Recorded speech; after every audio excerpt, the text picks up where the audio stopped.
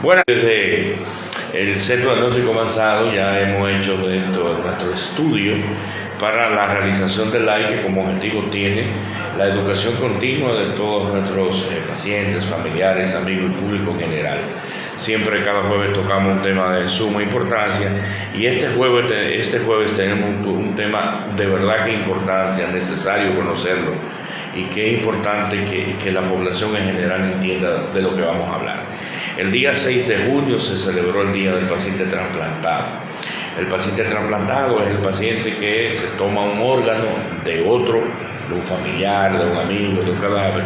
Por ejemplo, tomemos el riñón de alguien que muere y tiene sus riñones en buenas condiciones y esos dos riñones puede darle la vida a dos pacientes más que tengan problemas renales. Entonces, países ya con un nivel de desarrollo mucho más grande que nuestro tienen todo un programa establecido. En nuestro país hay una institución que es el INCOR, que es una institución legal estatal, que es la llamada y es la que coordina toda esta política de trasplante, porque también hay problemas éticos que hay que tomar en cuenta al respecto. Pero lo más importante es la educación que deben tener tanto el paciente en vida, el futuro donante, como sus familiares, de la necesidad de que al momento de fallecer pues demos vida a no menos de 15 personas. Hoy nos acompañan dos personas muy interesantes, dos mujeres, la doctora Juana Sarita Pichardo, quien es la coordinadora de trasplante para el área del Cibao del INCOR. Además de eso, ella es médico internista e intensivista, y tenemos a una persona que mucha gente la conoce de aquí de Moca por su trayectoria, que es la licenciada Francia Enríquez, psicóloga, pero hoy no nos viene a hablar de psicología, hoy nos viene a hablar de su experiencia como esposa que pierde a su esposo y ella autoriza que él se pueda convertir en donante. Doctora Sarita, vamos a comenzar a hablar de la parte legal, porque como todo equipo de trasplante hay una parte legal que tiene que ser judicialmente establecida. Comencemos a hablar de esto. Sí, debemos saber todos que no solamente en nuestro país, sino a nivel mundial existe un marco legal y ético que debe cumplirse en todo proceso de donación y trasplante. En nuestro país existe una ley con sus reglamentos, que es la ley 329-98. Esta ley regula todo el proceso de donación de órganos, tejidos y células en todo el territorio nacional. A partir de esta ley, el Ministerio de Salud, que es la entidad rectora en todo lo que concierne a salud en República Dominicana, creó el Consejo Nacional de Donación y Trasplante, se encarga de todo lo que es rectoría a partir de la ley, y el Instituto Nacional de Coordinación y Trasplante, que se encarga de ejecutar, de comunicar, de procurar los órganos y hacer una distribución equitativa de estos órganos y además de vigilar el control de calidad en todo el proceso, tanto de la donación como el trasplante. Los programas de trasplante tienen un gran cuestionamiento. ¿Cuál es el criterio? Después que creamos una conciencia en donantes, ¿cuál es el criterio? ¿Quién va primero? ¿A quién le toca? ¿Quién no es candidato?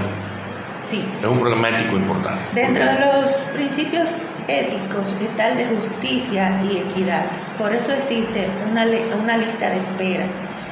La lista de espera es única y está en un formato electrónico, o sea, no decide una persona quién se va a trasplantar, sino que por el programa que tiene y los datos de los pacientes y de los laboratorios se elige, pero comenzando sobre todo por la compatibilidad.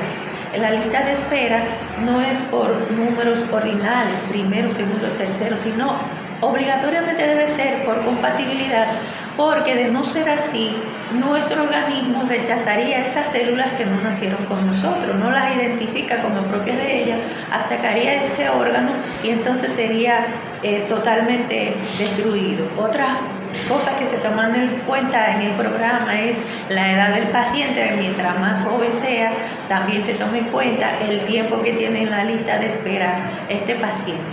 Es lo principal que se toma en cuenta para hacer una distribución justa y equitativa, es la lista de espera. Porque hay muchos pacientes O positivos, por ejemplo. Exactamente.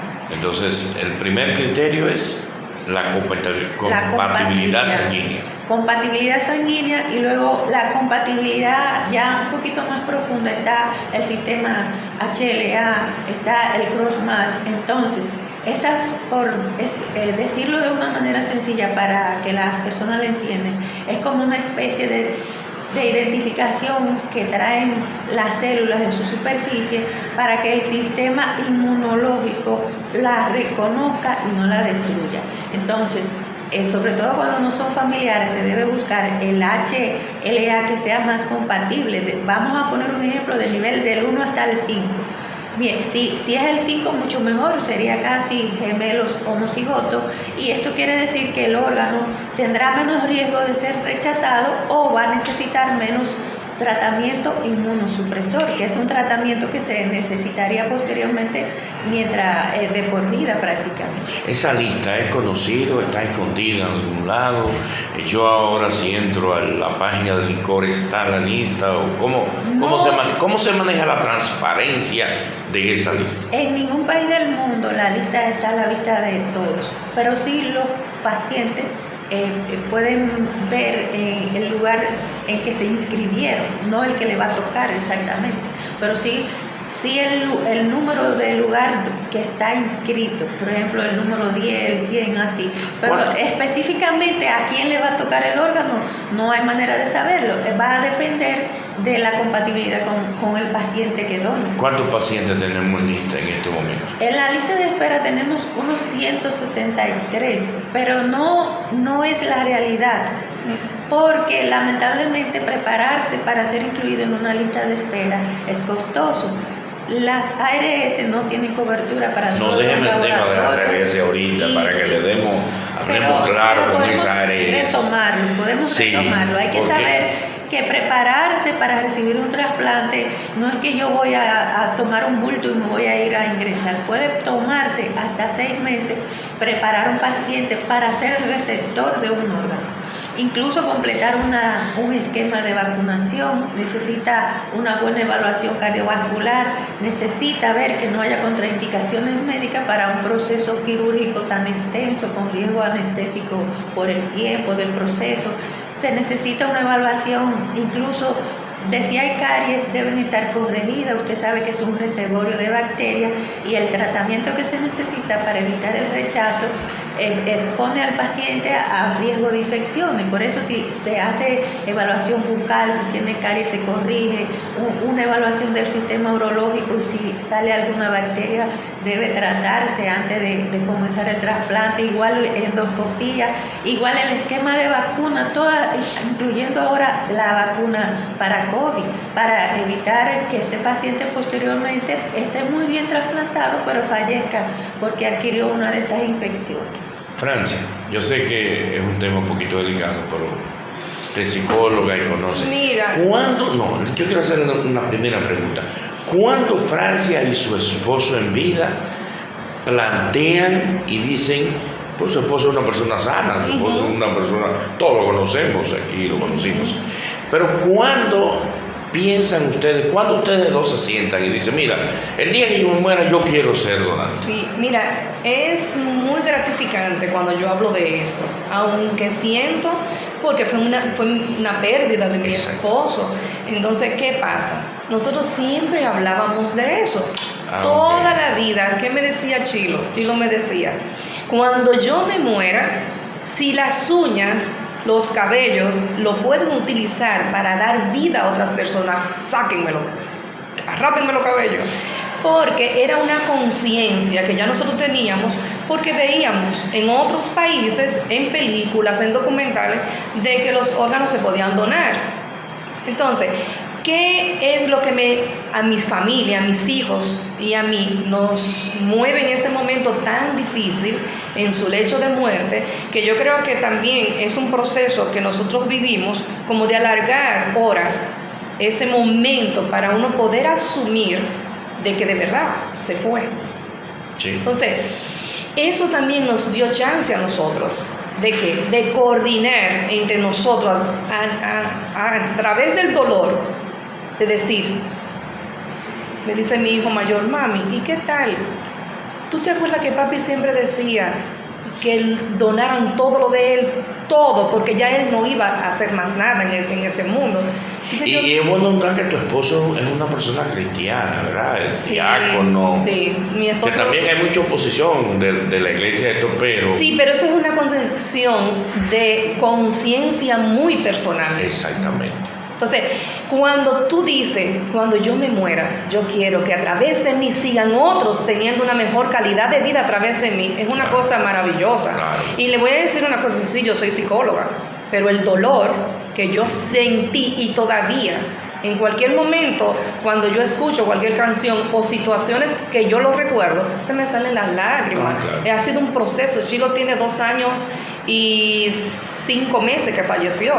Todavía yo me siento en duelo, pero uno lo ha ido superando. Y una cosa muy importante, que yo creo que fue la decisión más correcta en ese momento, que mi duelo fue más, no le voy a decir ni más suave, ni menos doloroso, porque fue bien doloroso, pero al yo saber que a través de él otras personas tienen vida, para eso como que me amortiguó. Y cuando yo pienso en ese proceso que la doctora en un momento me dice, después del año... ¿Y cómo conoces tú a la doctora? La doctora fue por una casualidad, porque para mí también ha sido una gran sorpresa que donde mi esposo estaba en ese momento, se había hablado muchísimas veces del trasplante, de donación de órganos, de todo ese proceso. O sea, en la institución de salud donde él estaba. Okay. Pero nunca se había hecho ningún trasplante. Nunca. Y eso yo me enteré después del año, porque nos volvimos a ver. Yo dije, yo no lo puedo creer. Una institución con tanto prestigio y que siempre se opuso a esto. Pero ¿qué pasa? Que nosotros inmediatamente vimos la posibilidad. Una doctora familiar de nosotros se puso en contacto, que son muy amigas, la doctora Melissa Guzmán. Sí. La llamó inmediatamente, Francia, mira, vamos a hacer esto, esto y esto. La doctora no duró ni 2 horas para llegar. Todo se hizo increíble, me explicaron a mi familia y a mí todo el procedimiento.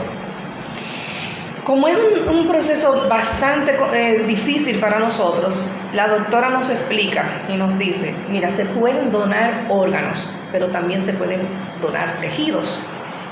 Si nosotros procedemos si ustedes deciden donar los órganos, no se puede desconectar. Bueno, vamos para Paranoia.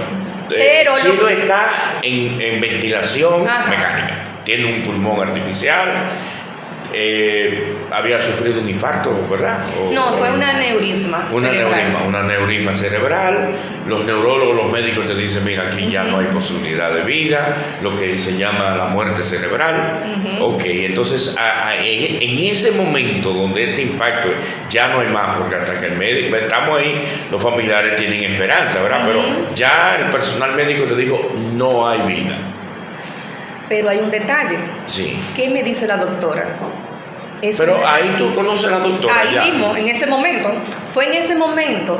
Es que ella, oye, es tan solidaria y tan empática en esos momentos con las personas que están viviendo esa experiencia, que ella se involucra tanto con uno y nos explica todo, porque uno no entiende nada de eso.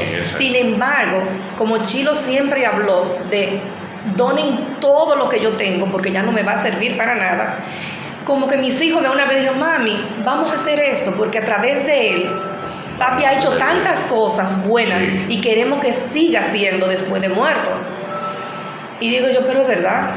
Cuando la doctora me explica esto es así, digo yo, no, todavía como que yo no siento que estoy preparada para que lo desconecten.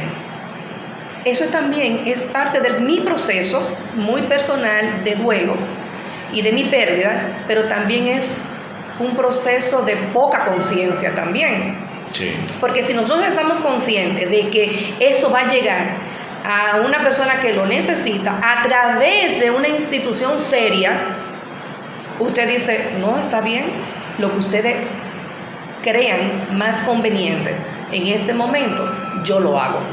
Pero yo dije, no, yo no quiero desconectarlo, yo quiero que él solito, porque tampoco en este proceso de desesperamiento, de desesperación que yo tenía, y mi familia, digo yo, pero es que si lo desconectan ya se va, si lo desconectan ya se va, entonces como que no. Entonces donamos la córnea y donamos los tejidos de la piel. Ok.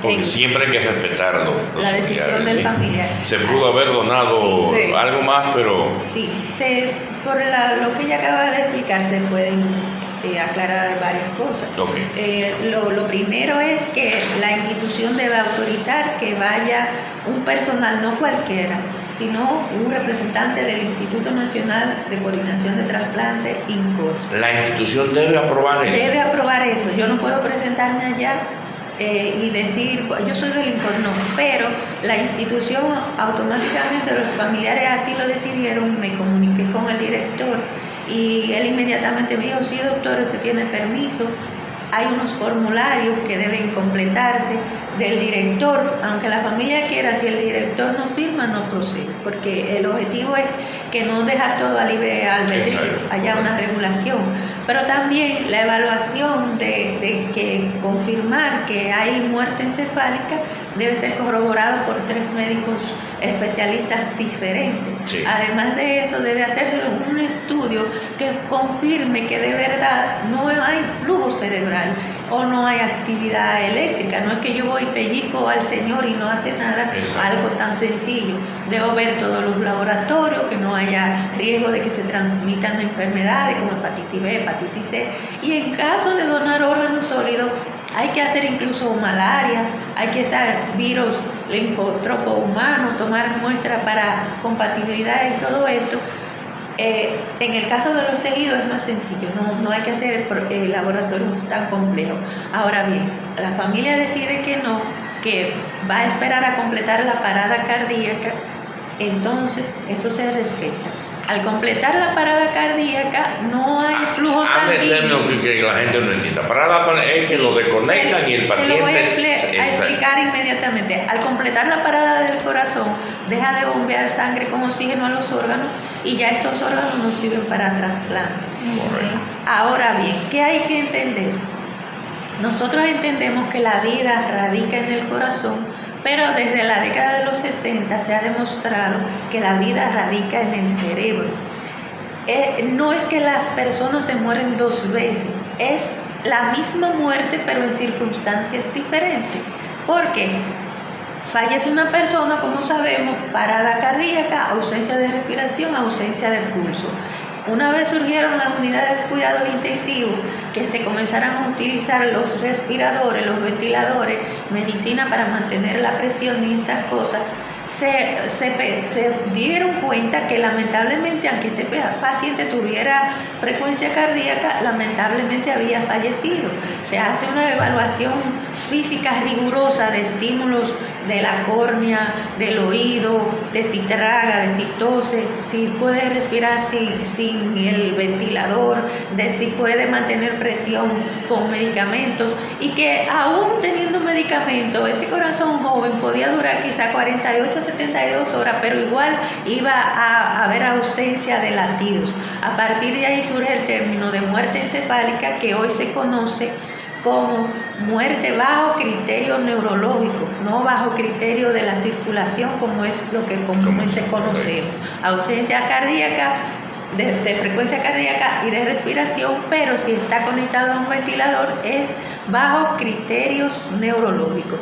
En estos casos se puede mantener el corazón bombeando sangre, preservar todos estos órganos, y de no haber contraindicación médica se pueden salvar hasta 9 vidas con estos órganos: 2 riñones, 2 pulmones, se puede trasplantar hígado, corazón, páncreas, en países con programas más avanzados, incluso intestino.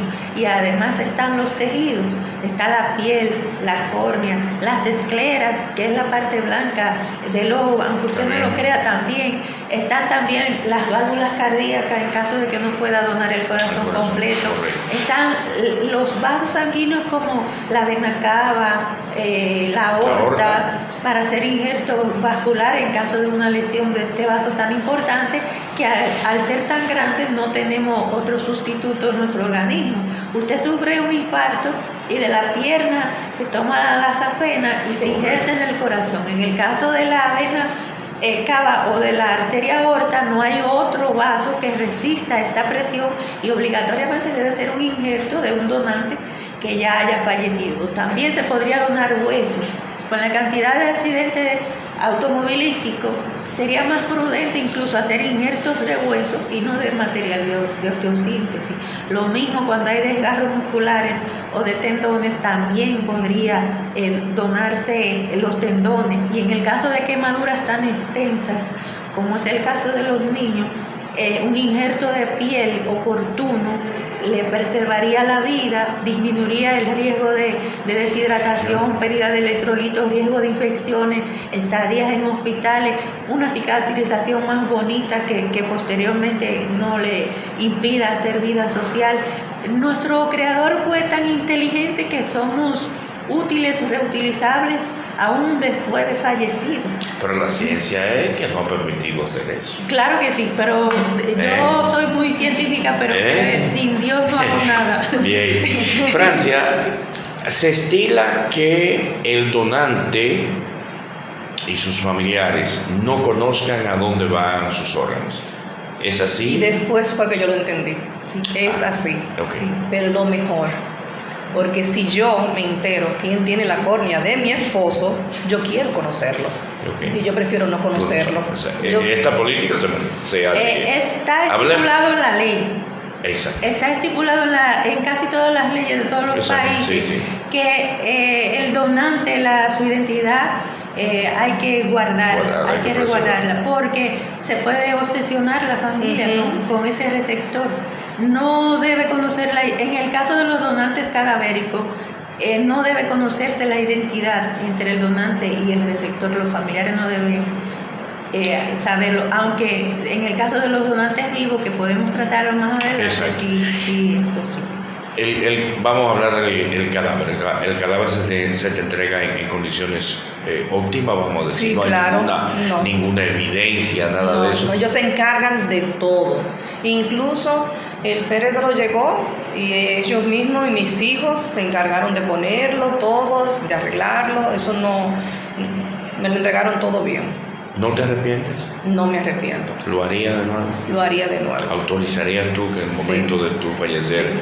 Y yo creo que esto que estamos haciendo hoy es el primer paso para que los mocanos, el país, comience a tener conciencia de que cuando uno que está vivo dice quiero ser donante, si me pasa algo, cojan todo, porque ese es el primer paso. Cuando usted me escucha, yo le estoy diciendo aquí en vivo, decir, si yo fallezco, pueden utilizar todo de mí.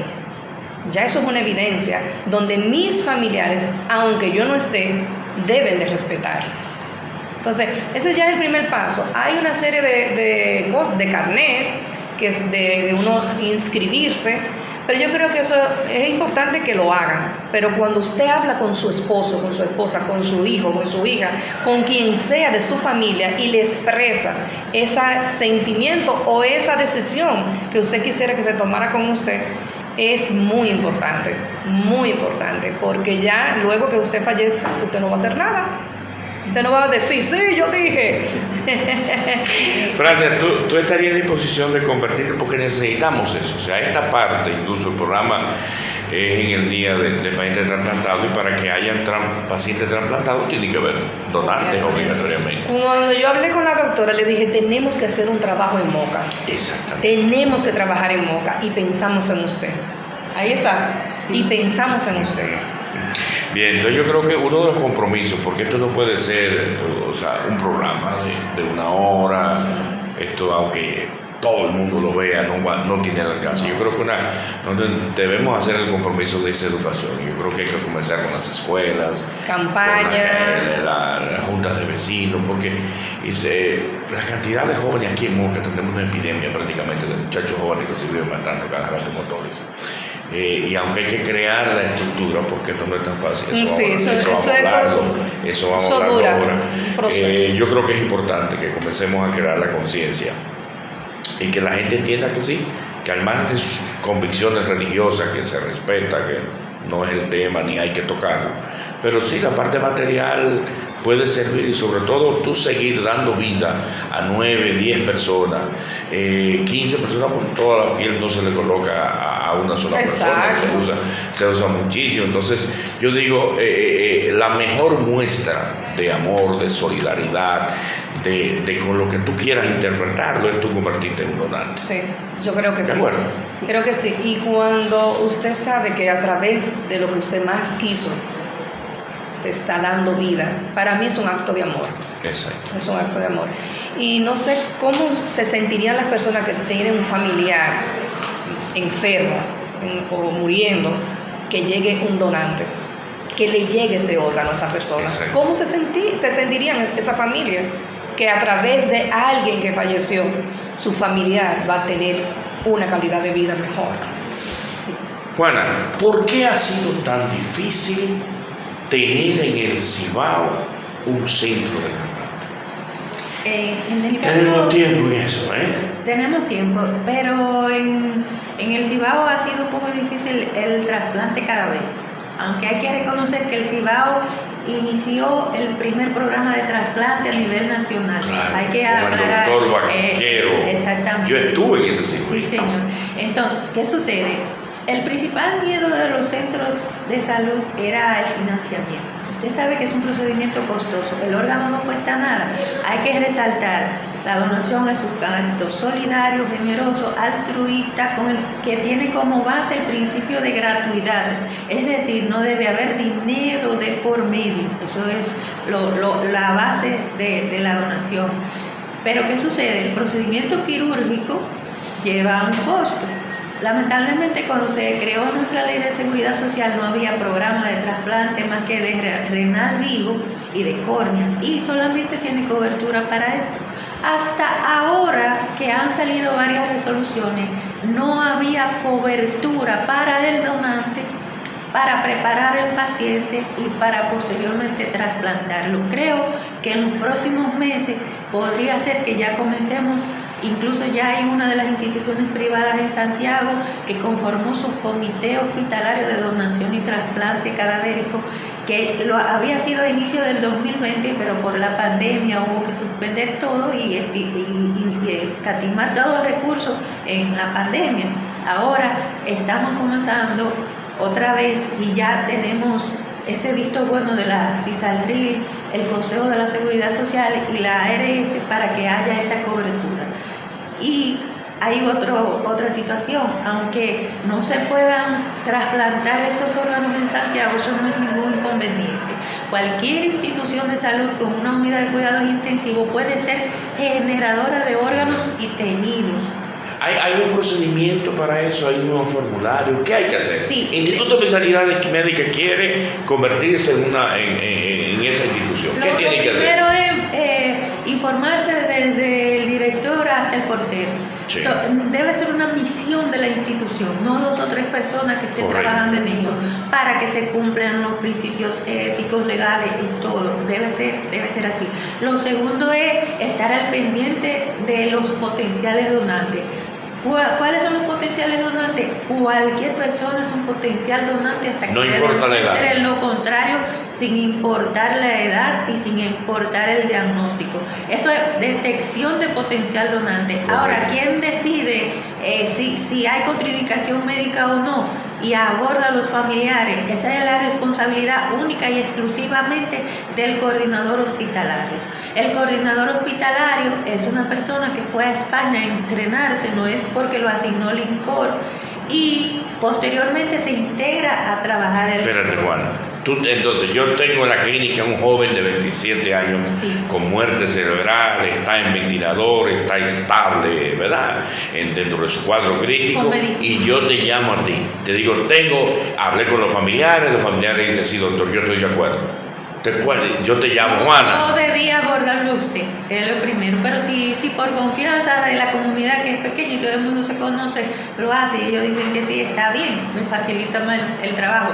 Pero lo que corresponde es que usted me diga, mira, tiene tantos días con clínica de muerte encefálica, ya lo han evaluado 3 médicos, ya le hicimos un doble transcranial que dice que no hay flujo cerebral, un electroencefalograma, yo creo que es un potencial donante porque están los virus negativos. Correcto. La sonografía dice que los riñones no tienen trauma, el hígado tampoco. Sería prudente para que evalúe este paciente y ver si es un candidato a la donación. Una vez yo corroboro todo esto, me comunico al Instituto de Trasplante y informo sobre la posibilidad de un donante, comenzando por el tipo de sangre.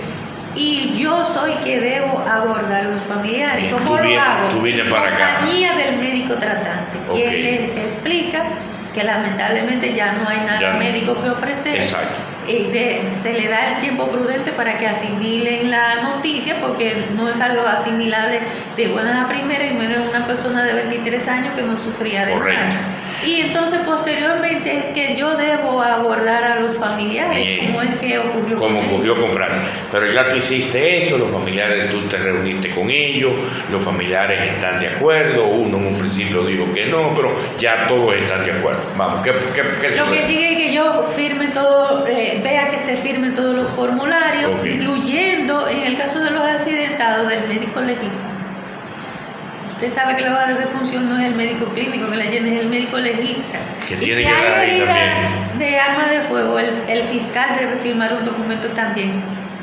Sí. Pero, entonces, es un proceso que puede tardar de 12 hasta 24 horas. Bien. Para Ya están todos tus eso. papeles están firmados. Entonces, Hacer? que la coordinadora ve que hay un potencial receptor, Exacto. que hay alguien que puede ser compatible, entonces se activa el hospital donde ese paciente está inscrito para ser trasplantado. Porque si no hay un receptor, no vale la pena hacer la extracción. Correcto, tú llamas a Santo Domingo, mira, aquí tengo un O positivo y bien. Envían el equipo quirúrgico de extracción aquí al Cibao, que es lo que se ha hecho siempre. Envían ese equipo aquí al instituto, yo preparo la sala de cirugía y ellos... Se traslada posteriormente el órgano bajo un medio de preservación especial, condiciones adecuadas, a Secano o a Plaza de la Salud, que son los únicos centros que hacen trasplante de donantes cadavéricos, de riñón y de hígado. ¿Quién se encarga, o yo digo, ese equipo que viene desde Santo Domingo, se encarga también de la preparación del cadáver, de dejarlo en condiciones, porque eso preocupa mucho a los familiares? Sí, me lo van a entregar sin cosas. Exactamente. Las suturas son lo más estéticas posible, como una cirugía que se realiza. Correcto. En el caso de la donación de córnea, la cirugía es muy estética y no se evidencia. No se evidencia. Que se manipularon los ojos. Lo mismo, la sutura sería como una cirugía abdominal normal que se realiza. Entonces, se debe vigilar todo esto precisamente para causar menos trauma en los familiares. Estos órganos se trasladan a estos centros, se evalúan de esos que son probablemente compatibles, cuáles están en condiciones para ser trasplantados, porque quizás hay uno que tiene gripe y puede ser el más compatible y no va a ser el que se va a trasplantar. También necesita una diálisis antes del trasplante. Es un proceso que puede tardar de 12 a 24 horas. O sea, mientras más receptivo sea el familiar y autorice, más facilidades se nos hace a nosotros, porque si el paciente completa parada cardíaca no puede donar órganos, solamente tejidos. En el caso de los tejidos es más fácil. La procuración lo hacen médicos de Santiago, oftalmólogos y cirujanos que trabajan en la unidad de quemados de niños.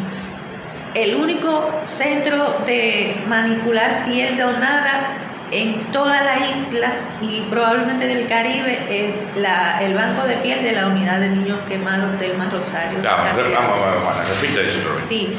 El Banco de Piel de la Unidad de Niños Quemados al momento es la única institución que procura piel e injerta piel en estos niños. Y además de eso procura placenta, la membrana amniótica para cubrir la piel, que también se puede donar, la placenta. La placenta la botamos. Sí. Ahora le estamos mandando patología, pero... ¿Por qué yo digo que son serios? Que usted va a decidir por un paciente que ya no está, pero esos órganos y ese proceso le dan a usted una tranquilidad. Porque muchas veces se ha escuchado por los tabúes que hay de que se están vendiendo los órganos, de que se los están robando, de que mira qué ladrón aquel médico, mira lo que están haciendo en tal clínica, y eso no es así. Mire el procedimiento tan riguroso que se lleva a cabo para usted ser donante.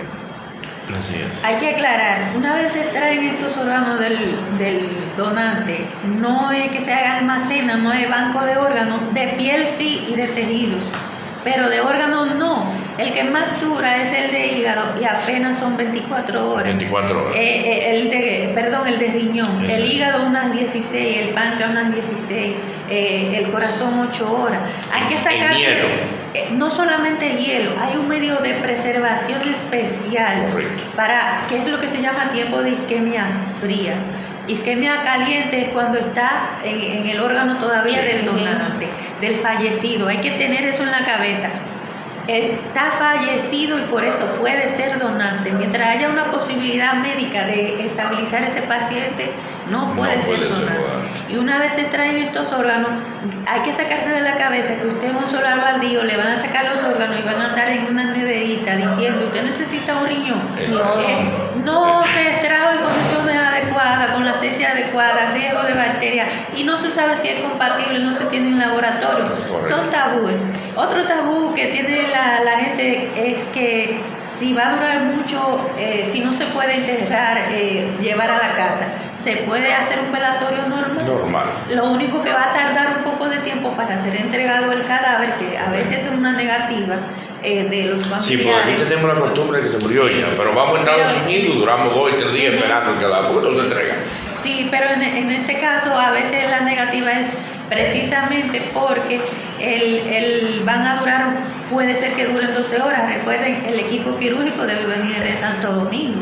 Entonces, además el protocolo que hay que completar los laboratorios, que hay que ver que todo el mundo firme sus documentos, porque hay que saber también que ni una institución que incurra en un trasplante sin todo el protocolo tiene penalización, y los médicos y las enfermeras que participen de un trasplante sin estos criterios tan rigurosos tienen penalización legal con cárcel. Totalmente de acuerdo. Hay que saber eso. Centro Diagnóstico Avanzado tiene la primera unidad de diálisis aquí de Moca.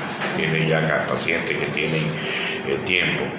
Si un paciente de esos quiere inscribirse en el programa, iniciar el proceso para trasplantarse, Sí.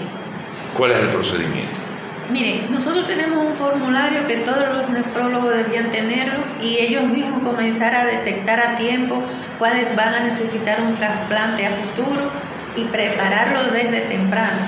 Y posteriormente este paciente elige el hospital donde se va a trasplantar. Como el gasto corre por el paciente y los familiares o su ARS, elige ese canal o la plaza, decisión de ellos.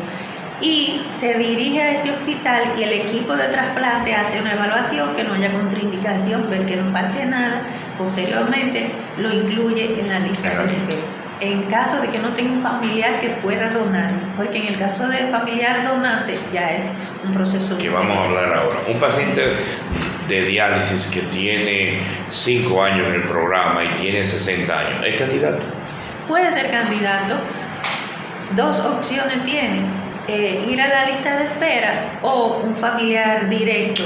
Okay. Hasta la segunda generación de familiares, lo único que tienen que hacer es que no haya contraindicación e ir a un centro de salud que haga trasplante. ¿Hasta qué edad?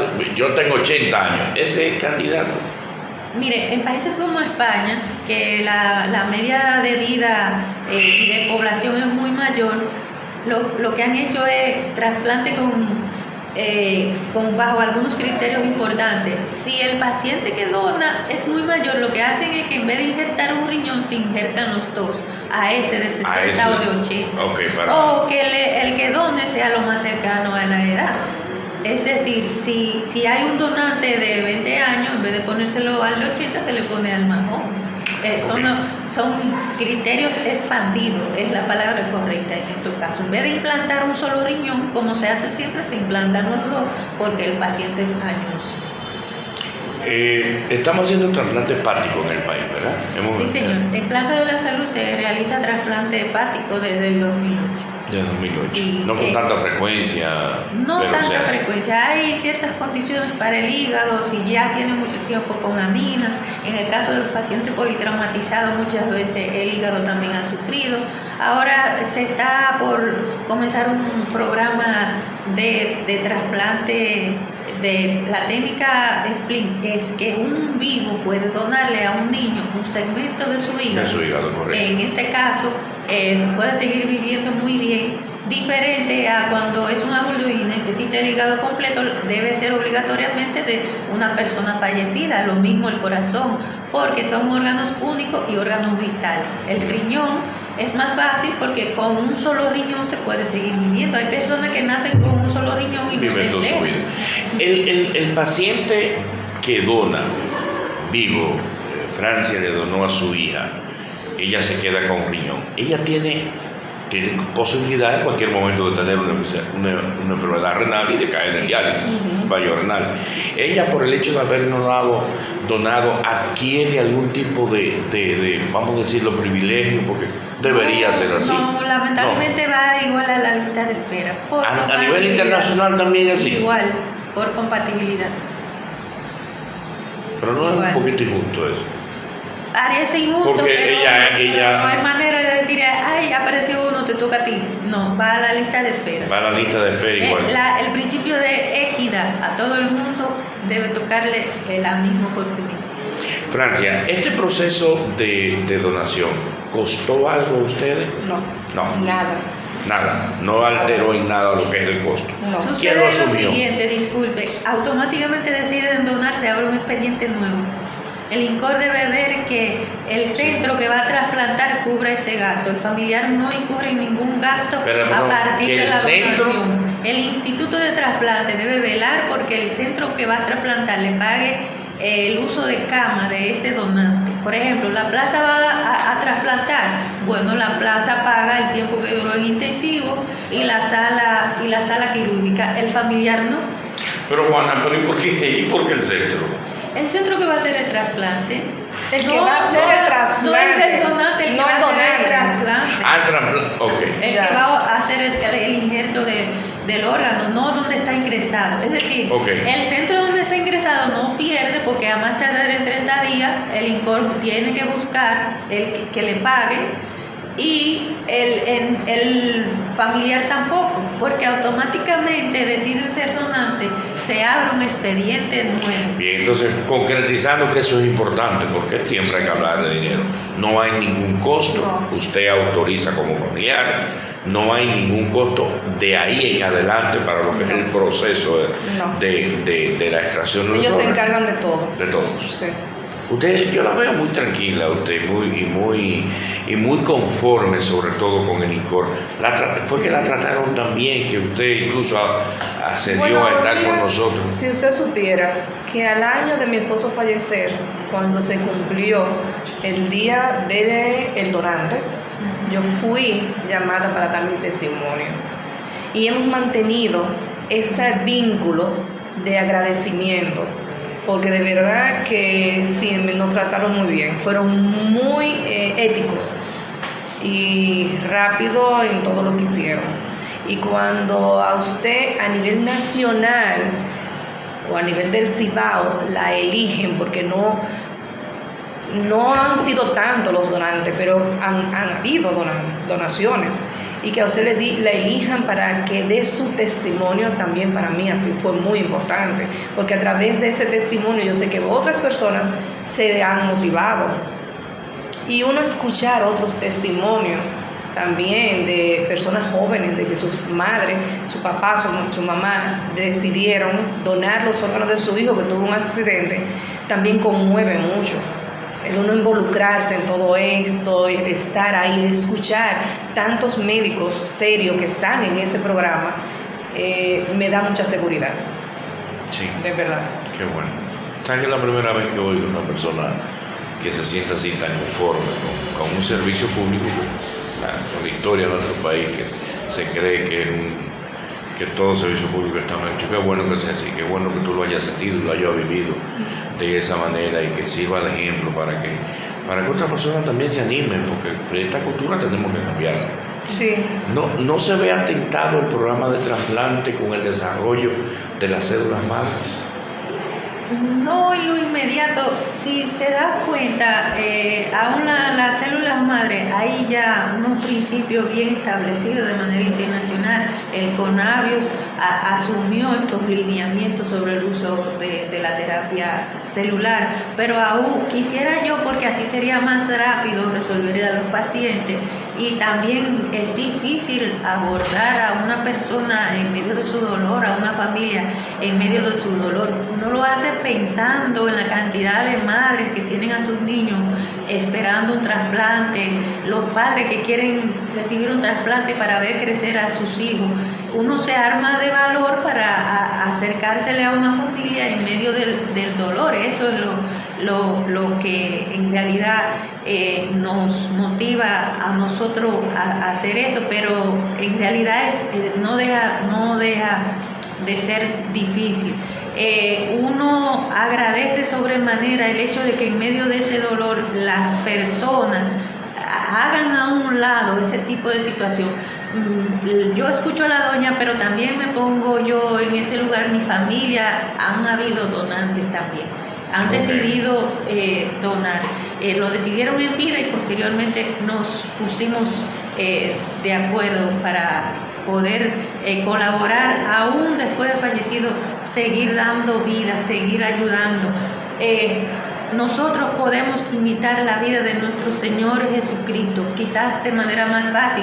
Él sacrificó su vida para salvarnos. Sin embargo, nosotros nos dejan vivir, hacer de todo, y ya cuando Dios nos mande a buscar, es que vamos a ser donantes. ¿Qué pasaría si uno de los hijos hubiera dicho no? Lamentablemente no procede. Ellos son 3. Nosotros tenemos 3 hijos. Sí, y yo somos 4. Si hay uno que dice que no, se puede. Debe haber un acuerdo familiar. No podemos dejar el dolor del roce. Tiene que ser un consenso familiar. Posteriormente quedaría el dolor de que yo quería, no quería. Por eso es bueno hablarlo en vivo. Podemos entrar a la página del INCOR y adquirir el carnet, y se le hace llegar a su correo y usted lo imprime. Antes había que buscarlo personal, pero ahora se lo hacen llegar al correo y usted lo imprime. Pero aún estando el carnet, si no se firma el formulario que está elaborado para los familiares, no procede la donación y deben estar de acuerdo. Claro, ¿cuáles familiares? Los directos, esposa, hijo, padres. ¿Esposa, hijo? Padres. Si en caso de haber, pero si no, el núcleo familiar inmediato, esposa e hijo. Ok. Juana, de Colombia conocemos a Pablo Escobar y mucha salsa, pero Colombia tiene un buen programa de trasplante. Sí. Está cerca. Nosotros. Nunca he oído de España, obviamente. De España no hay que hablar porque sí. España hay que reconocer, ¿verdad? Número 1, ¿verdad? Sí. Por encima de Estados Unidos. Sí. Sí, y un programa no solamente de nivel científico altísimo, sino lo que es la estructura, porque esto quizás lo más importante es esa estructura que tú has dicho, ese primer conversatorio con los familiares, convencer, todos esos formularios que hay que llenar y mantener la pulcritud y la ética, ¿verdad que sí? Para evitar que se corrompa el programa. ¿Qué ha pasado con Colombia? ¿No nos hemos acercado mucho? No, sí tenemos acuerdos internacionales no para los trasplantes, sino para formar profesionales en correcto. Ese sentido, sí. Así como lo tenemos con España. Y ahora con Argentina, porque veo que recientemente... Argentina también y Brasil.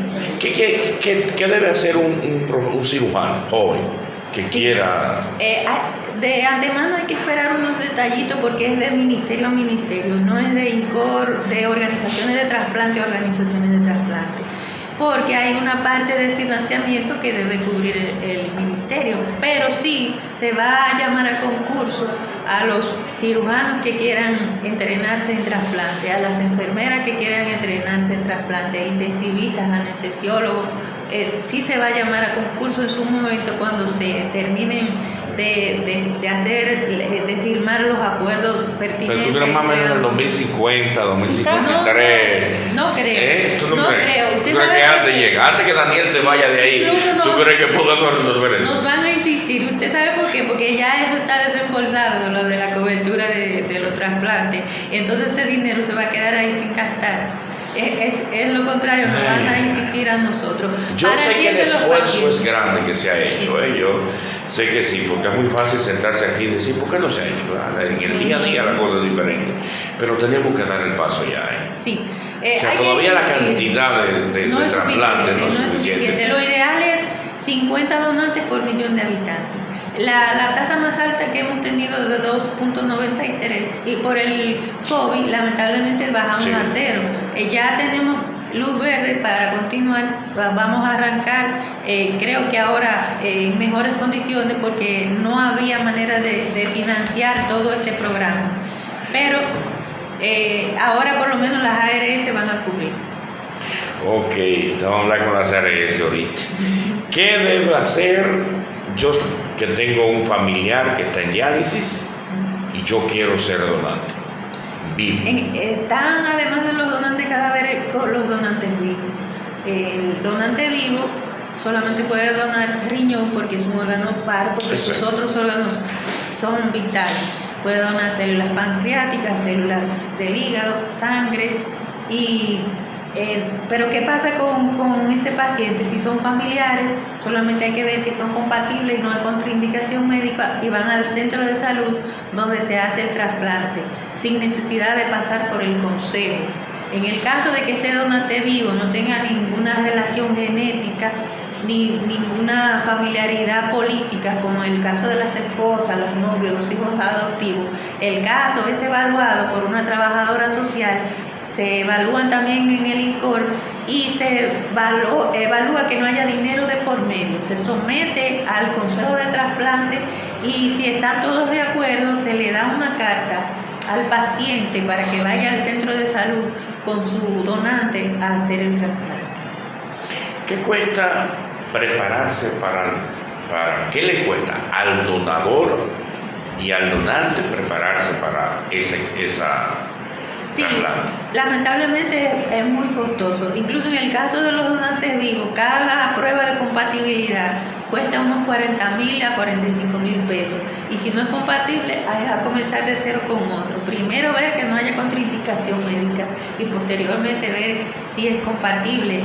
Y en el caso de la preparación, con todos los laboratorios, todos los estudios, los procedimientos que hay que hacer, la citoscopía, endoscopía, el problema de las caries, la evaluación cardiovascular, se puede gastar de unos 300.000 a 500.000 pesos. Podría gastarse en ese paciente. En el donante. En el que se va a trasplantar para preparar. En el caso del donante, el costo es inferior con relación a, porque se supone que es una persona sana, que se evalúa que es una persona Pudiéramos sana. decir $500,000 en la preparación. Exactamente. Y cuando va al centro de salud, ¿tiene algún costo o lo asume el Estado? Para trasplante, ahora se está trabajando con SENASA subsidiado, incluso en Secano. No, pero yo no tengo, el paciente no tiene seguro. ¿Cuánto cuesta ya? Yo gasté $500,000. Le sale el trasplante, la cirugía de trasplante por más de $1 millón de Por pesos la adicional. Adicional. Sí. Estamos hablando de $1 millón, estamos hablando ya de $2 millones de pesos. Fácil. Fácilmente. Y después de esto, yo tengo que tomar medicamentos durante toda mi vida. Con un costo de hasta 80.000 pesos mensuales, pero con la salvedad de que el programa de alto costo ya lo cubre. Ya lo cubre ahora. Sí. Bien, entonces son $2 millones, los cuales yo tengo que enfrentar toda la posibilidad de complicación que tiene una cirugía, ¿verdad? Y asegurar que si el donante sufre alguna complicación, que reciba atención adecuada. Correcto. Y la posibilidad de un rechazo en cualquier momento. No sé si tú conociste a Tony. a Tony Medina. Nosotros hemos tenido varios. A Tony Medina rechazó lamentablemente el riñón. Tuvimos a Enríquez, el veterinario, que murió lamentable. A Luciano murió de COVID. Y antes de Luciano conocí también a otro joven que no sé qué ha pasado con él. Aquí en el Centro de Diagnóstico Avanzado tenemos una jovencita, no recuerdo el nombre ahora, que se hizo trasplante y se le hizo el trasplante y está en muy buena condición. En Moca tenemos varias experiencias de eso, que no, el paciente trasplantado bien y lleva una vida prácticamente normal. Y de no haber contraindicación médica, se pudiera valorar otro trasplante en caso de que haya rechazo. No es que se condena al paciente a que solamente diálisis. Puede recibir otro trasplante si no hay contraindicación. ¿La mujer trasplantada puede embarazarse? Sí, pero con un cuidado riguroso, una evaluación previa rigurosa y un equipo médico que se encargue de eso. Aquí todavía no tenemos esa cultura de un equipo médico que se encargue de las mujeres embarazadas en la patología que sea. Pero en otros países, cuando una mujer trasplantada quiere salir embarazada, sí se conforma un equipo para evaluar que hay posibilidad y en caso de la posibilidad que le dé un seguimiento de cerca. Francia, ¿tú estarías dispuesta a que hagamos un cronograma de algunas actividades? Yo sé que tú tienes responsabilidad y eso, pero tú estarías dispuesta a que, qué sé yo, sí, una charla mensual, coordinando una charla, porque ellos están en la mejor disposición. Las charlas las dan ellos directamente, vienen. Entonces, estábamos coordinando con algunos centros educativos. Yo trabajo en la universidad y estábamos también coordinando con algunos grupos, que sería estupendo, porque ya son estudiantes de carrera. Y en los liceos también, a todo el que yo le toqué la puerta para hablar del tema, incluso las juntas de vecinos estuvieron dispuestos. Y eso que fue en COVID y era virtual que la íbamos a hacer, pero correcto, ahora se pueden hacer ya presencial. Vamos a retomar eso. El papel del psicólogo en ese momento, tú nunca lo mencionaste. Pero sí, no va el psicólogo. Claro, incluso tenemos ya una charla titulada para los psicólogos y psiquiatras del Cabral Ibáez. Juegan un papel importante. Incluso, yo creo que aquí en Moca hay una o dos escuelas de psicología, sí, por lo menos UTESA tiene. Yo soy profesora de UTESA. Ah, correcto. Entonces ahí a los estudiantes. Se crea una cultura de tener un psicólogo en la unidad de cuidado intensivo, incluso facilitaría más el problema. Todavía no tenemos esa cultura en el país, pero en otros países se contempla el apoyo psicológico a la familia, no solamente cuando fallece, desde que entra el paciente a cuidado intensivo, porque es una situación bien dramática. Mayormente el paciente que estaba en cuidado intensivo es una gente que andaba caminando, que salió a trabajar, y es una situación difícil, por donde usted la ponga es difícil. Y lo ideal sería que haya acompañamiento psicológico desde que el paciente llega a la unidad, al día siguiente que ya el psicólogo esté asistiendo a los familiares. Es importante esto, cada día, y la situación que tenemos en el país, el papel de los profesionales de la salud mental, sí, se hace mucho más necesario con todos estos trastornos que tenemos, con esta juventud que esta sociedad está llevando realmente, incentivándola a un consumismo increíble.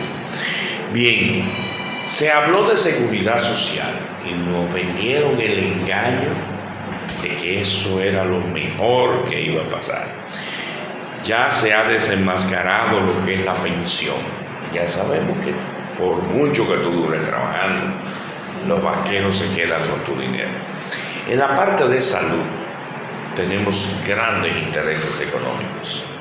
Hay unas intermediarias, de guste o no, están estas intermediarias, y nosotros en Moca, que sabemos de campo, sabemos que es lo que hace una intermediaria.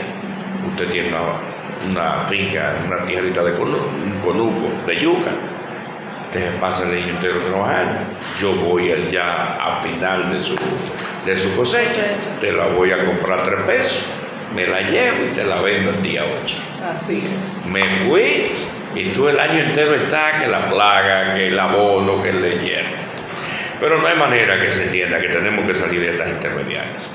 ¿Cuándo por fin el INCOR iniciará una campaña? Y sobre todo en este momento, donde estamos planteando la modificación a la Ley de Seguridad Social. Yo no he oído que el INCOR haya tenido una política y una campaña para incluir al paciente renal. Que no lo haya escuchado, cuando uno no se sube al tren, no quiere decir que no es exactamente. Pero déjeme decirle que el INCOR ha tenido mucho que ver con todas las decisiones, desde incluir los pacientes en el programa de alto costo, fue un protocolo que elaboró el INCOR, lo presentó y gracias a Dios se tomó en cuenta, y muchísimas otras cosas han sido iniciativas del INCOR que ha tenido que insistir año tras año de manera perseverante. Yo puedo mostrarle las reuniones de consejo, los temas que se tratan, pero aquí todo lo que se incurra en dinero lamentablemente se pospone, o no es de interés político, lamentablemente se pospone, los pacientes son los que pagan las consecuencias. Y quizá la otra parte es la publicidad, y usted dirá, ¿y por qué no hay más anuncios del INCOR en la televisión? Mantener una campaña publicitaria todo un año son 25 millones de pesos. Pero el Estado... Pero el presupuesto es de 45 del INCOR. Entonces no alcanza. Lamentablemente se ha solicitado aumentar la partida presupuestaria, tampoco se ha hecho. Las veces que hay publicidad es porque ustedes nos ayudan colocando los desponos, nos invitan a los programas de televisión, a los programas de radio, vamos a las escuelas, y lamentablemente no podemos hacer una campaña masiva como amerita que se haga por falta de presupuesto. Por eso nosotros ya sectores, en los cuales yo me incluyo, estamos abogando por un tratamiento integral del paciente. O sea, esto no es de que yo hago un plan básico de salud hecho por gente que no es médico, sobre todo, pero que ve financieramente, solamente cuando se va a dejar de ganar. La verdad que es un asunto, siendo la salud un derecho fundamental, y sobre todo que afecta en esta sociedad desigual a los de menores ingresos económicos, pues estas personas no deberían estar desamparadas como están. Y lamentablemente pagándolo uno, porque como quiera uno paga, si dos trabajamos en la casa, nos cobran a los dos, pero nada más hay cobertura por un solo lado. Y el otro es para ayudar a los que no están trabajando, para el subsidiado. Entonces, lamentablemente tenemos que insistir más en que el Estado se siente y reorganice, reestructure lo que es la seguridad social, que tenga un mayor alcance. La prevención es determinante. ¿Trabaja el INCOR en prevención de enfermedades renales o de...? Ha trabajado en campañas con nefrólogo en ese sentido. Definitivamente lo ideal es que no se necesite el trasplante, pero de llegar a necesitarlo, bueno, que tenga la oportunidad de recibirlo, definitivamente. Correcto. ¿Qué tiempo tenemos? Nos queda como una hora todavía. Son las 6:10, doctor. La seña. Francia, unas últimas palabras a todos que en algún momento podemos vernos en la situación en la cual y tu familia y tú se vieron.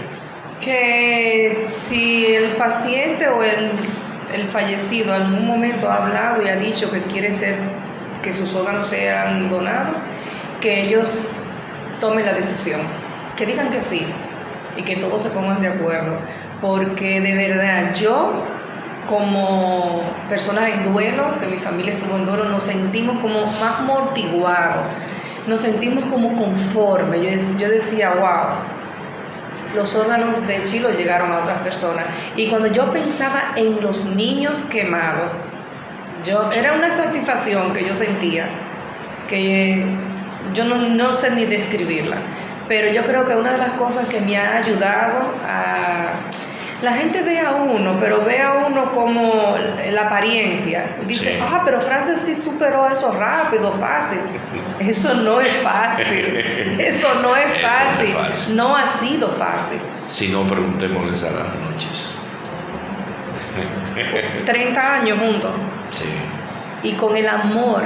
Yo quisiera que ustedes, los que me conocen y conocieron a Chilo, saben que yo digo, no hay un hombre que haya nacido que haya amado más a una persona que Chilo. Como Chilo me amaba a mí, no hay. Así es. No hay. Que aquí Chilo viene de una familia muy querida aquí en Moca. Así es. Bueno, una última palabra. Sí, si me permite, dos.